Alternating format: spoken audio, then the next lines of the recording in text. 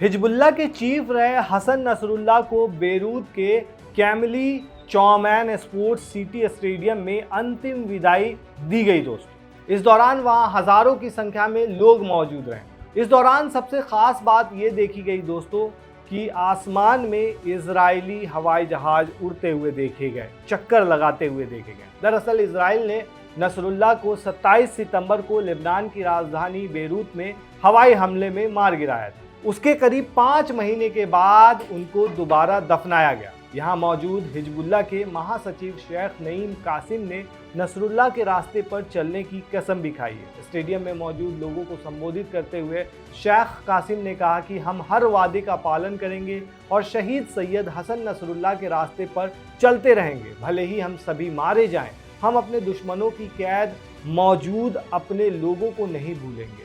उन्हें छुड़ाने के लिए दुश्मन पर हर संभव दबाव डालेंगे। नसरुल्लाह को ऐतिहासिक, असाधारण इस्लामी नेता और दुनिया भर में उत्पीड़ित लोगों के लिए स्वतंत्रता के प्रतीक के रूप में श्रद्धांजलि दी गई दोस्तों। वहीं इजराइल के रक्षा मंत्री इजराइल काट्ज ने एक्स पर एक पोस्ट शेयर करके लिखा है कि हसन नसरुल्लाह के अंतिम संस्कार के दौरान इजरायली जेट आसमान में लगातार उड़ान भर रहे थे। उन्होंने अपने बयान में कहा कि हसन नसरुल्लाह के अंतिम संस्कार के दौरान बेरूत के ऊपर उड़ान भरने वाले इजरायली वायुसेना के विमान स्पष्ट संदेश दे रहे हैं। कोई भी इजराइल को नष्ट करने की धमकी देता है और हमला करता है तो उसका अंत निश्चित है। तो दोस्तों आपको बता दें कि साल 1960 में बेरूत के एक मोहल्ले में जन्मे नसरुल्लाह 9 भाई बहनों के बीच बड़े हुए थे। उनके पिता की एक सब्जी की दुकान थी। बचपन में ही उन्होंने धार्मिक अध्ययन के प्रति अपनी रुचि दिखाई।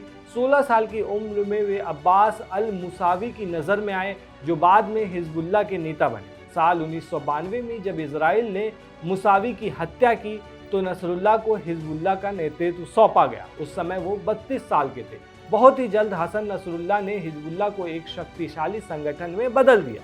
उसके नेतृत्व में हिजबुल्लाह सिर्फ एक सैन्य संगठन नहीं बल्कि लेबनान की राजनीति में भी महत्वपूर्ण भूमिका निभाने लगा। साल 2006 में इजराइल के साथ युद्ध के बाद नसरुल्लाह ने अपने जीवन गुमनामी में बिताना शुरू कर दिया था। ज़्यादातर सार्वजनिक तौर पर नहीं दिखते थे, सिर्फ बड़े बड़े स्क्रीन पर भाषण देते हुए दिखते थे। लोग उनकी बातों से बहुत प्रभावित होते थे। वहीं उसके बाद जब ये लड़ाई शुरू हुई एक तरह से फिलिस्तीन और इजराइल के बीच में, तो गाज़ा में हमले के बाद बहुत दिनों के बाद उनको इजराइल ने मार गिराया। अब फिर से जब एक तरह से जेट देखा जा रहा है इजराइल का आसमानों में घूमता हुआ, तो फिर से सवालिया निशान उठने लगे हैं। क्या मिडिल ईस्ट में शांति कभी स्थापित हो पाएगी? इस तरह की भी बातें उठने लगी है, क्योंकि युद्ध विराम की जो बातें कही गई थी उसका एक तरह से कहा जा रहा है कि उल्लंघन भी किया जा सकता है और किया जा रहा है।